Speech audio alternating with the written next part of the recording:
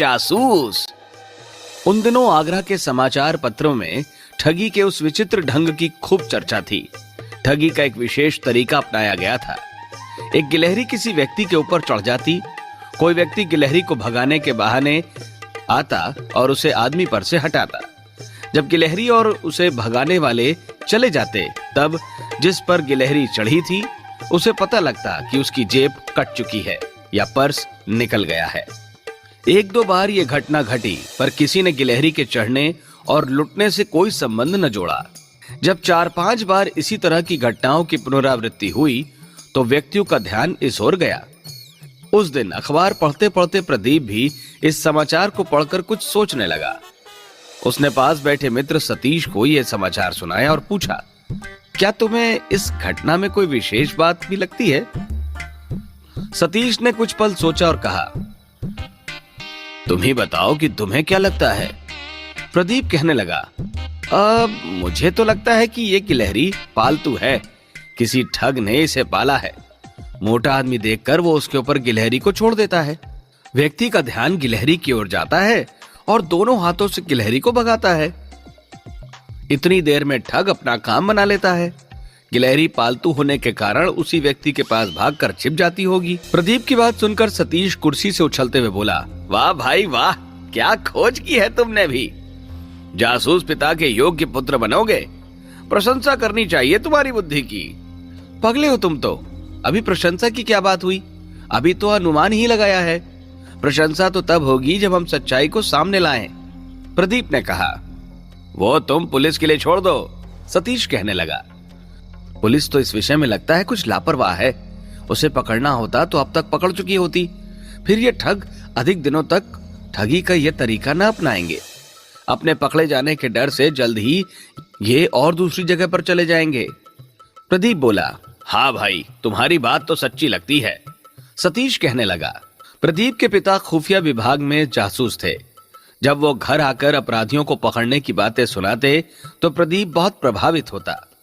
उसका किशोर मन भी वैसा ही करने के उत्साह से भर उठता। 2-4 बार उसने इस प्रकार के छोटे मोटे काम करके पिता की शाबाशी भी पाई थी। प्रदीप अब पिता को बिना बताए अचानक कोई बड़ा काम करके उनसे बहुत ही प्रशंसा पाना चाहता था। उसने सतीश से कहा, चलो पुलिस से पहले इसको पकड़ने के लिए हम प्रयास करें। कैसी बात करते हो, हम क्या कर पाएंगे? यह काम तो बड़ों के करने का है। सतीश कहने लगा, तो हम क्या बच्चे हैं? 16 वर्ष के हो चुके हैं। अपने आप को गर्व से निहारते हुए प्रदीप बोला। फिर वो आगे कहने लगा, सतीश, आयु के कम या अधिक होने से कुछ भी नहीं होता। जिसके मन में संकल्प होता है, प्रयास में दृढ़ता होती है, वही अपने काम में सफल होता है। साहस पूर्वक किसी कार्य को करने में जुट पड़ो तो अंत में सफलता मिलती ही है। ये बात बिल्कुल सच है, परंतु तुम करोगे भी क्या? सतीश बोला। प्रदीप ने उसे अपनी योजना समझाई और साथ देने के लिए तैयार कर लिया। उसने कहा कि यदि असफल भी हो जाए तो क्या हानि है? प्रयास करना अपने हाथ की बात है, सफलता असफलता तो बात की बात है। प्रदीप और सतीश दोनों मित्र इस कार्य के लिए तैयार हो गए। माता पिता या अन्य किसी से उन्होंने कोई चर्चा न की। दोनों सुबह ही खाना पीना खाकर अच्छे कपड़े पहनकर घर से निकल पड़ते। उनके हाथ में एक सुंदर सा बैग रहता, जिसे देखने से लगता कि उसमें माल होगा। दोनों मित्र भीड़ भाड़ वाले बाजार में घूमते। 2 दिन तक तो दोनों को निराश होना पड़ा। तीसरे दिन वे और भी अच्छे वेशभूषा में निकले।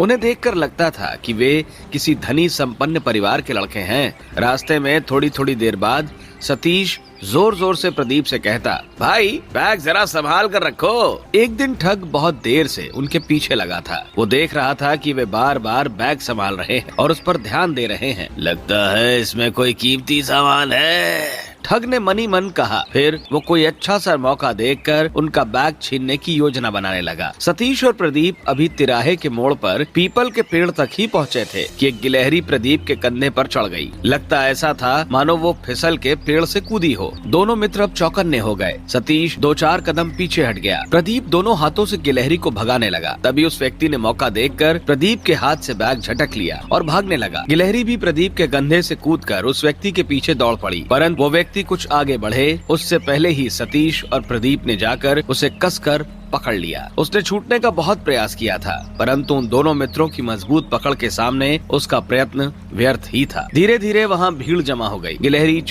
गिलहरी चोर पकड़ा गया, यह खबर जल्द ही आसपास फैल गई। व्यक्ति उसे देखने के लिए इकट्ठे होने लगे। कई व्यक्तियों ने तो उसकी अच्छी खासी पिटाई कर डाली। सतीश और प्रदीप ने बड़ी कठिनाई से भीड़ को रोका। भीड़ उस चोर को धकेलती हुई थाने की ओर ले गई। थाने में बहुत पिटाई होने पर उस ठग ने अपना अपराध स्वीकार कर लिया। उसने ठगी का प्रायः वही तरीका अपनाया था जैसा कि प्रदीप ने अनुमान लगाया था। थानेदार ने प्रदीप और सतीश की उनके इस साहस भरे बड़े कार्य के लिए बहुत ही प्रशंसा की। प्रदीप के पिताजी को जब बेटे की बहादुरी का पता लगा तो वे बड़े प्रसन्न हुए। उन्होंने इस कार्य के लिए प्रदीप से मनचाहा पुरस्कार मांगने की बात कही। प्रदीप की मां बेटे के इस कार्य से आश्चर्यचकित थी और बेटे की इस साहस भरी बहादुरी पर उन्हें गर्व हो रहा था। नगर किशोर संस्था की ओर से प्रदीप और सतीश का सम्मान किया गया। जिलाधीश ने उन्हें पुरस्कार दिया और आशा व्यक्त की कि वे भविष्य में भी ऐसे कार्यों से समाज को गौरवान्वित करते रहेंगे। अपनी सूझबूझ और साहस से